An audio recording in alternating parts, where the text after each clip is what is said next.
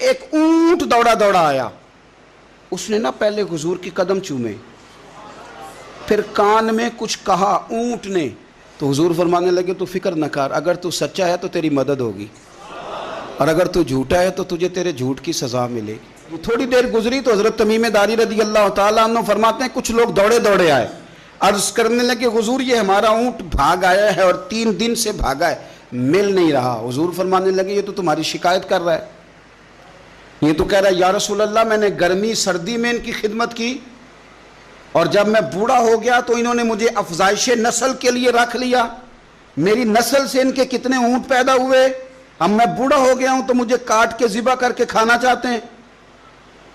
اس نے کان میں کہا، حضور نے ترجمہ کر کے بتایا، کریم رسول فرمانے لگے بولو تم کیا کہتے ہو؟ کہنے لگے سونیا جی جس نے جو آپ کو بتایا نا بالکل ہی سچ بتایا ہے، حضور بالکل ایسے ہی ہے، گرمی سردی میں اس نے کام کیا، پھر ہم نے اس سے بڑے افزائش نسل کا کام لیا، حضور ذبح کرنا چاہتے ہیں۔ تو نبی پاک فرمانے لگے اتنی جو خدمت کرے اس کا صلہ پھر چھری ہے، تم اچھا صلہ دے رہے ہو؟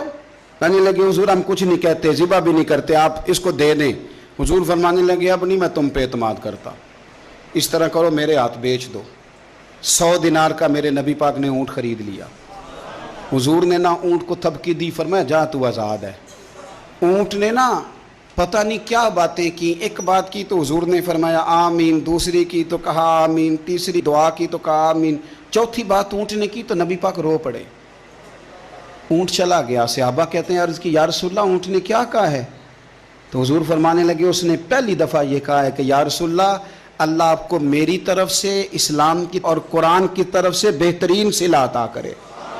تو میں نے کہا آمین، اور پھر اس نے دوسری دعا دی، اے اللہ کے پیارے رسول صلی اللہ علیہ وسلم جس طرح آپ نے آج میرا خوف دور کیا ہے، میں دعا کرتا ہوں اللہ آپ کی امت سے قیامت کا خوف دور کرے، اور میں نے کہا آمین۔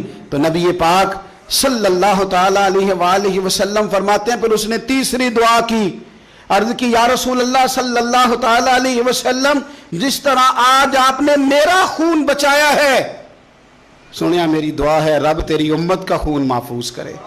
تو میں نے کہا آمین۔ حضور فرماتے ہیں پھر اس نے چوتھی دعا کی، یا رسول اللہ میری دعا ہے آپ کی امت لڑے نہ، جنگ و جدال نہ کرے، آپس میں گلے نہ کاٹے۔ تو حضور فرماتے ہیں میں نے آمین بھی کہا اور میں رو بھی پڑا، اس لیے کہ یہ دعا میں نے اپنے رب کریم سے مانگی تھی کہ اے اللہ میرے امتی لڑے نہیں، آپس میں لڑے نہیں۔